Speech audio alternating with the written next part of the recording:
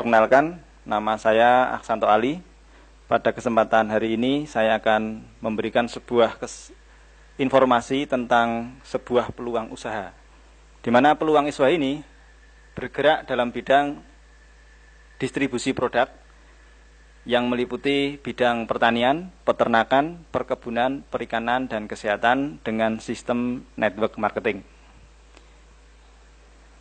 Nah, usaha ini dapat Anda jalankan dengan sistem paruh waktu, sehingga tidak perlu meninggalkan pekerjaan yang sudah Anda tekuni.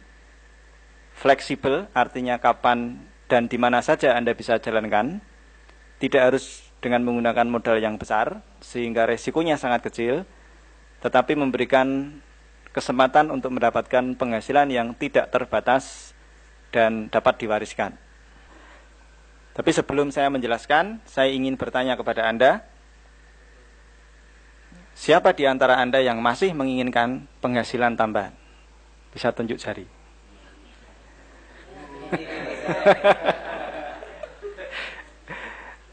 Saya yakin di antara kita semua pasti masih menginginkan penghasilan. Yang menjadi pertanyaan adalah penghasilan tambahan seperti apa yang Anda inginkan. Nah, sebelum saya membahas tentang lebih lanjut tentang penghasilan, sepertinya sangat penting sekali kita semuanya mengetahui sifat dari sebuah penghasilan. Nah, sifat penghasilan ini dibagi menjadi dua. Berdasarkan cara bagaimana seseorang mendapatkan penghasilan itu dibagi menjadi dua, yaitu penghasilan yang bersifat aktif dan penghasilan yang bersifat pasif, atau sering kita namakan active income dan passive income. Nah, ciri-ciri penghasilan yang bersifat aktif atau active income adalah saat aktif bekerja dia dapat uang, dan saat tidak aktif bekerja dia tidak dapat uang. Konsekuensinya, kalau ingin uang maka dia harus kerja terus. Ya, sebagai contoh, penghasilan active income adalah seseorang yang bekerja atau berstatus sebagai seorang karyawan. Apakah dia sebagai seorang pegawai negeri atau pegawai swasta. Gaji itu atau penghasilan itu kita akan dapat manakala status kita masih karyawan atau pegawai. Ketika kita sudah tidak lagi berstatus karyawan karena mungkin sesuatu hal, mungkin dikeluarkan atau mengundurkan diri atau pensiun, seiring dengan berhentinya Anda bekerja, penghasilan pun juga ikut berhenti. Nah, atau dia adalah sebagai seorang yang bekerja untuk dirinya sendiri. Sebagai contoh, wira swasta. Nah, seorang pedagang sayuran misalkan, ketika dia berdagang dapat penghasilan, tetapi kalau dia pulang ke rumah penghasilan juga berhenti karena tidak melakukan aktivitas penjualan. Seorang dokter, ketika dia buka praktek, dia akan menerima pasien dan akan mengeluarkan resep, dan pasien akan membayar dokter tersebut. Tetapi ketika dokter itu pulang ke rumah tidak melakukan aktivitas seperti profesinya sebagai seorang dokter, maka penghasilan itu pun berhenti. Artinya kalau dokter itu sakit, opname, ya berhenti penghasilan. Ya. Kemudian seorang insinyur misalkan, dia memborong pekerjaan, tapi kalau proyeknya tidak ada, ya dia tidak dapat penghasilan. Jadi penghasilan active income di sini ada dua, yaitu penghasilan orang yang bekerja untuk orang lain, atau seseorang yang bekerja untuk dirinya sendiri. Nah, ciri-cirinya jelas. Kalau dia berhenti bekerja lalu penghasilan berhenti, berarti itu adalah penghasilan yang bersifat active income. Nah, ciri yang berikutnya, orang-orang yang bergerak di active income ini biasanya lebih menekankan kepada faktor keamanan, tetapi tidak memiliki kebebasan. Ya, tidak ada kan pegawai negeri yang memiliki kebebasan. Saya mau masuk jam 3 sore aja lah, nanti jam 4 pulang, tidak ada. Misalkan, Mas kalau wira swasta kan bebas, mau jualan sore hari, mau pagi hari, mau sore hari, ya bebas. Tetapi ada konsekuensinya. Kalau nggak kerja nggak dapat penghasilan, ya jadi nggak bebas, ya kan? Bebas tapi kalau penghasilannya nambah, nah itu nggak apa-apa. Itu dapat dikatakan bebas dalam arti yang sebenarnya. Jadi yang berikutnya adalah biasanya mereka membarterkan waktu dengan uang. Ya, seperti seorang pegawai atau karyawan.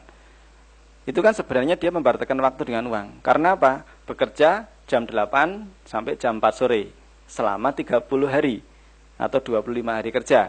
dan dia mendapatkan gaji bulanan. Itu pun juga sebenarnya membarterkan waktu. Nyatanya apa? Kalau lembur ditambah penghasilannya, ya enggak? Nah, lemburnya 1 jam berapa? Nah, apakah seseorang mau lembur 10 jam? Kan tidak mungkin. Ya. Sebesar-besarnya tarif dia per jam, tetapi dia tidak bisa mengubah dunia menjadi 1 hari 30 jam. Yang namanya jam tetap 24 jam 1 hari. Otomatis dengan konsekuensi tersebut, maka penghasilannya jelas akan terbatas. Karena dia tidak mungkin menukarkan seluruh waktunya 24 jam itu ditukarkan dengan uang. Ya. Banyak sekali profesi-profesi yang membarterkan waktu dengan uang. Ya. Contohnya misalkan seorang konsultan, 1 jam dibayar 1 juta. Misalkan saja. Walaupun sebesar apapun, tetapi tetap yang namanya dia tidak mungkin menukarkan 24 jam seluruhnya dengan uang 1 jam. Apalagi yang hanya profesi sebagai seorang tukang pijat atau tukang batu yang hanya diberi upah 1 jam, misalkan 10.000. Ya. Jadi penghasilannya sangat terbatas sekali. Kemudian kita lihat yang passive income. Ciri-ciri seorang yang mendapatkan penghasilan passive income adalah dia bekerja atau tidak bekerja tetap akan mendapatkan penghasilan.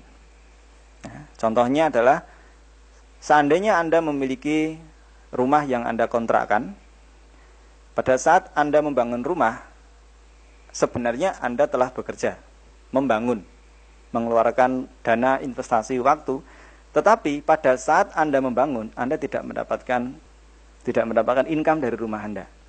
Ketika rumah Anda selesai Anda bangun, kemudian Anda sewakan, pada saat Anda menerima uang sewa atau uang kontrakan rumah, itulah yang namanya penghasilan passive income. Karena apa? Karena Anda tidak lagi bekerja membangun rumah.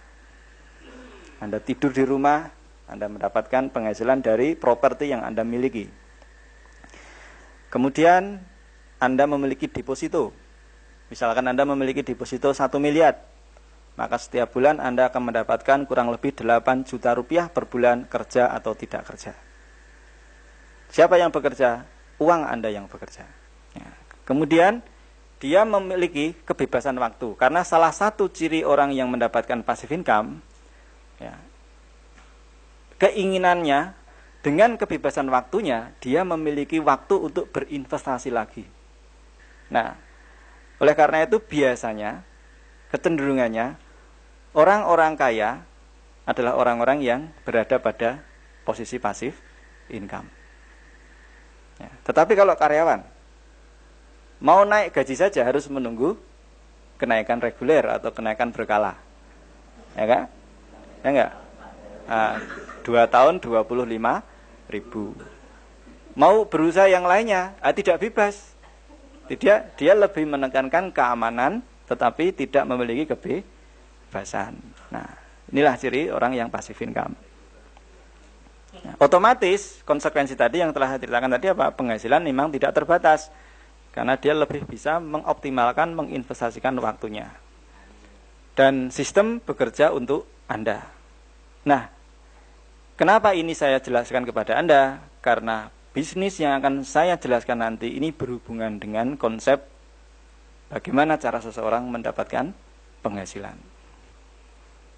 Nah, sekarang seandainya ada pilihan, kira-kira mana yang Anda pilih?